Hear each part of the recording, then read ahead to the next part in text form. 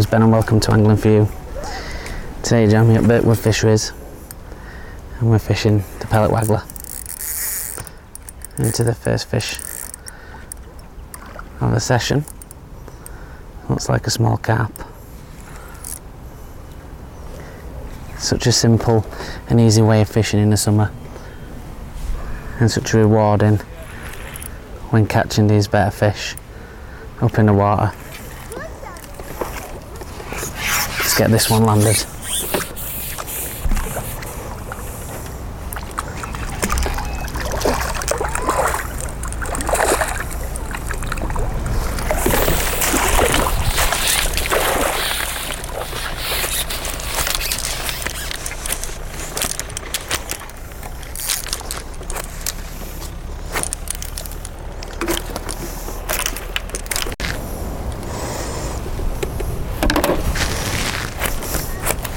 Nice little fish to start. Let's get him back and we'll have a look through that rig.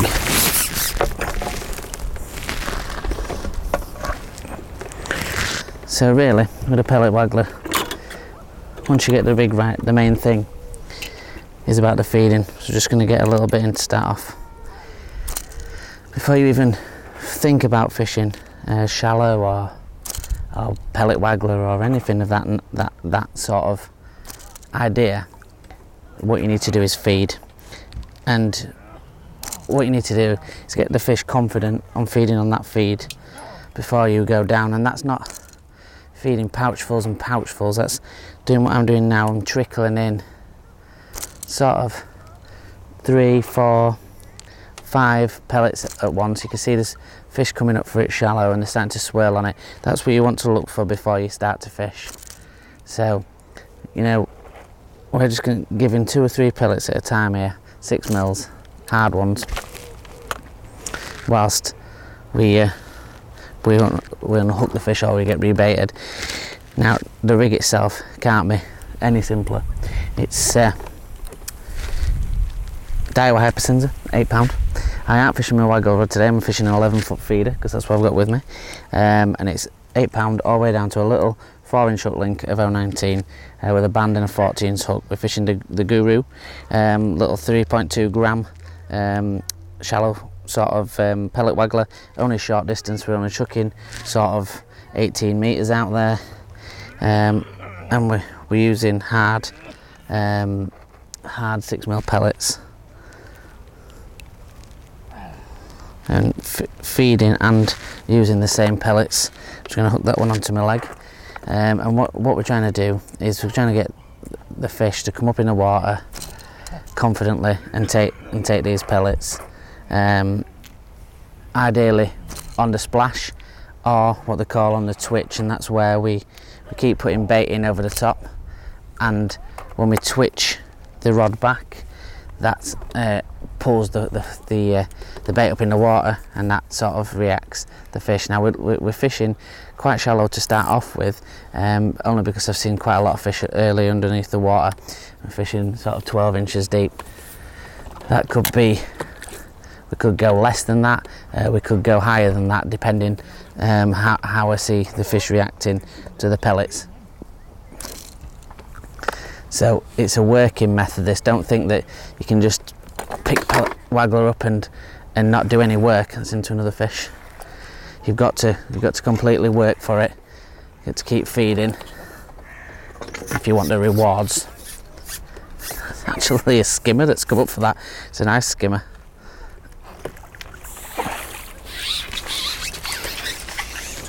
Which is unusual really when you're fishing a pellet waggler to hook a skimmer up in the water. As we all know, skimmers usually lower down. I'll just find out where I've put my disgorger. The forceps there. Take that out.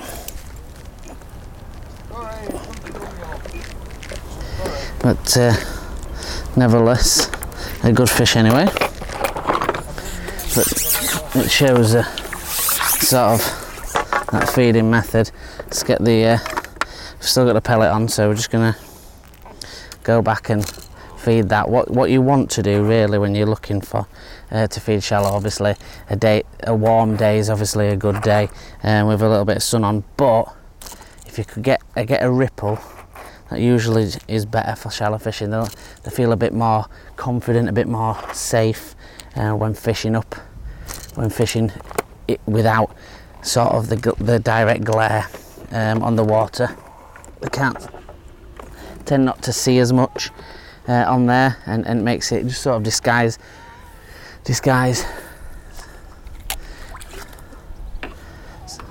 And I always say when you got the pellet wag, always have it. We've got the rest in front of us, directly aimed out in front, and we've got it on our knee in case. A lot of times the fish take it when it hits the water, and you want that on your knee ready to roll, because if obviously it takes off with it, it's going to go straight away. You don't want any sort of line clips on if you can help it. You want to allow the fish to be able to just straight away hit it and go, because let's be honest, the more they're out of the peg, the better in regards to taking it.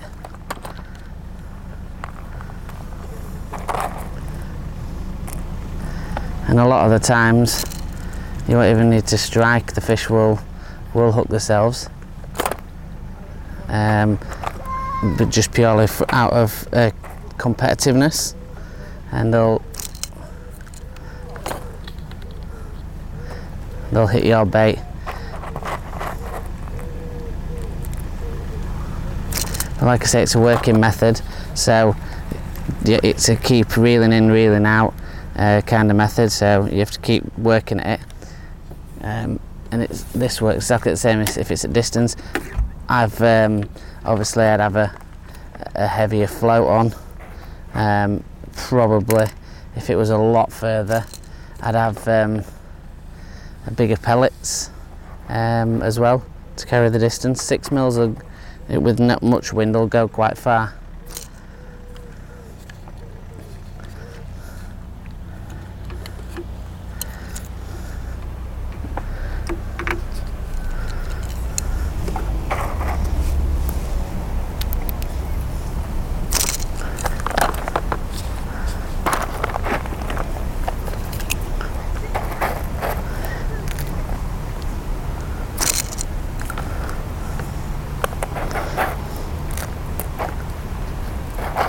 The ripple just backing off slightly, might have to just force it out a little bit. Sometimes you have to chase the ripple if it's a bit further back. They usually do like to be in it. See, it's only a 3.2 gram float, but it still can cast quite a good distance.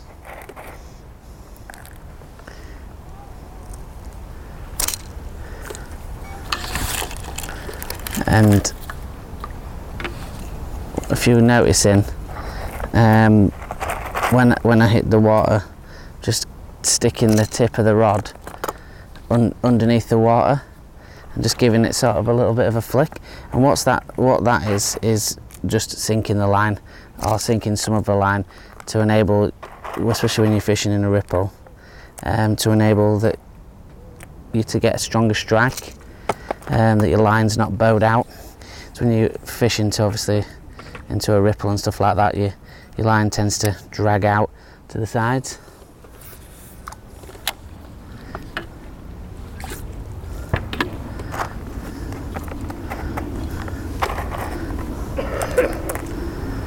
And some of the venues around the country, Lindholme and places like that, and Messingham, there's some incredible Barston, some amazing sort of fish to have on this method. On this pond, if we can get them going, well, we should have some carp. I mean, we've already had one, but if we get them going and we keep a ripple, we should be able to get a few going. Although there is quite a few little fish, they'll struggle with a sort of 6 mil pellet.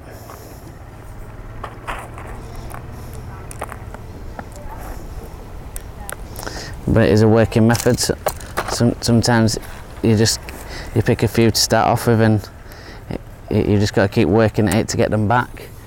Sometimes they'll be there and they'll stay there.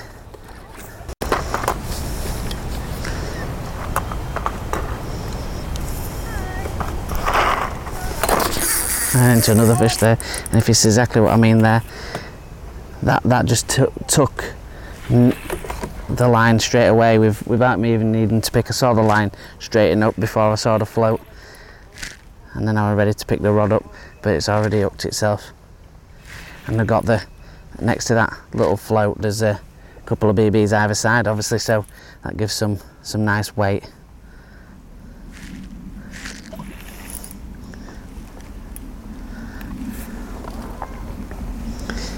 But some of the weights that can be had on this method, prolific, hundreds of pounds.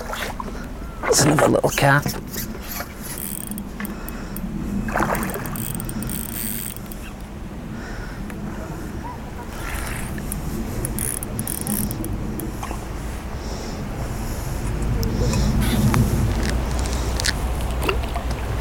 One of the really dark ones it is, this one.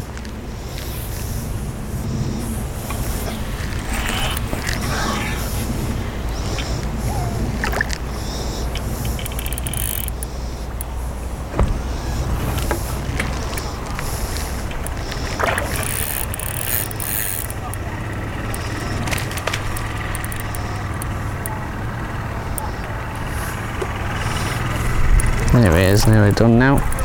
Just trying to get his head up. It's quite a good account of himself, considering he had a lot of oxygen. There's a nice little fish. There it is. Pellet just stuck outside the mouth there. Let's put a bit of line out, so we can get him in. And really dark commons.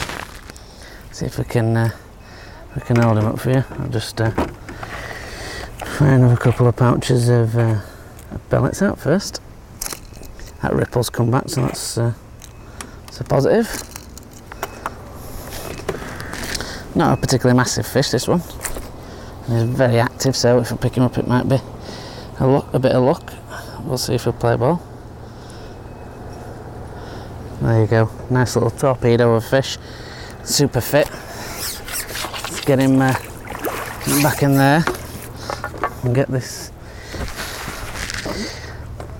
baited back up and back on.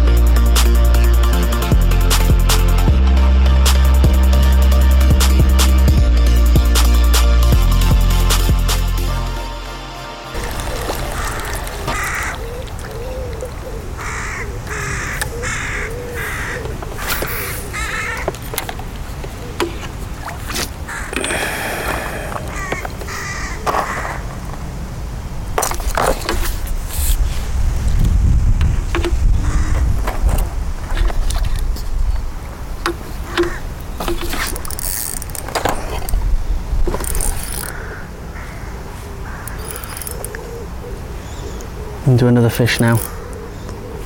Fantastic fish. Great bite. Really took that rod round. Right on the twitch that one was. If you're not aware what the twitch is, it's where you twitch the rod back, and when it lifts that pellet back up, and entices the fish to come and get it. Another one of those dark commons.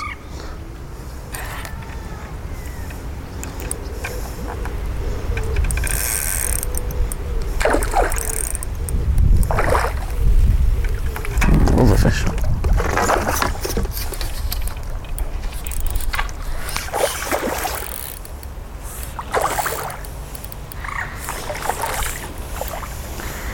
A lot of people wouldn't think of using the feeder rods, and you know, to be honest, I've used it before. It's not the first time I've used it, the pellet wag, because it's such a soft actioned rod.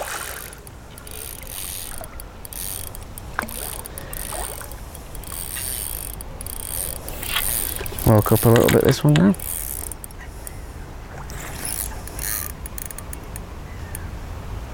Certainly woke up. So much fight in these carp. And these look like sort of 3 to 4 pound commons.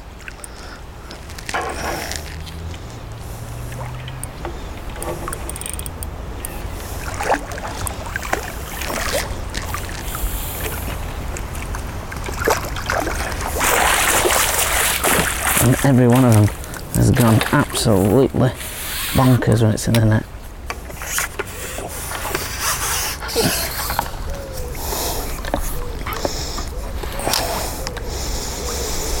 Let's put the rod down there.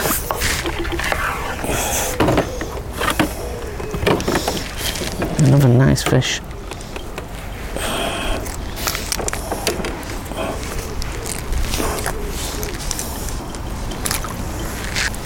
Hooked just inside the mouth.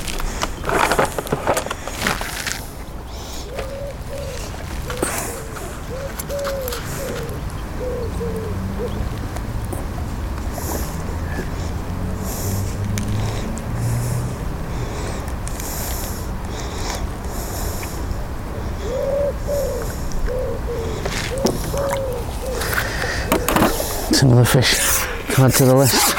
It's getting put away.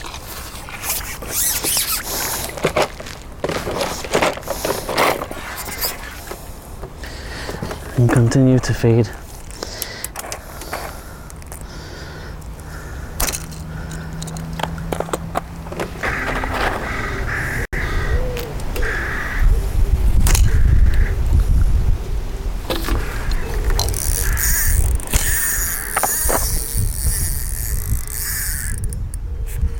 Into another fish now. Just pinging those pellets. That one came on a twitch back. Lovely bite. Drag's set quite soft, not ridiculous, but I want these fish like you would fish a soft elastic if you were fishing a shallow rig. I want it to be able to bolt away from where I'm fishing. I don't want it to be in under all the, you know, under all the other fish. Plus we're using a short rig as well. When it's under your feet like now, it can still take line if it needs to, and you're less likely to pull hooks. A nice little fish.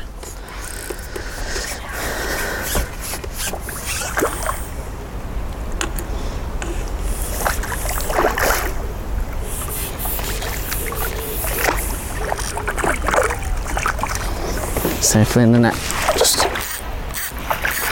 take out a bit of. Not really brought the appropriate net head today for fishing for these carp, but when a video arises and you see the fish, sometimes you just gotta go with it.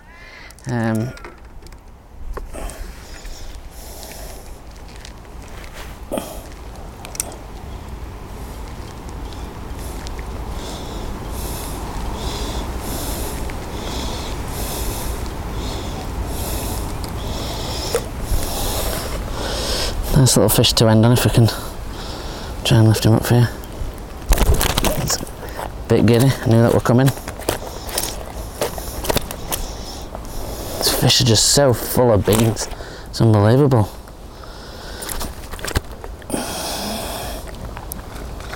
So full of beans.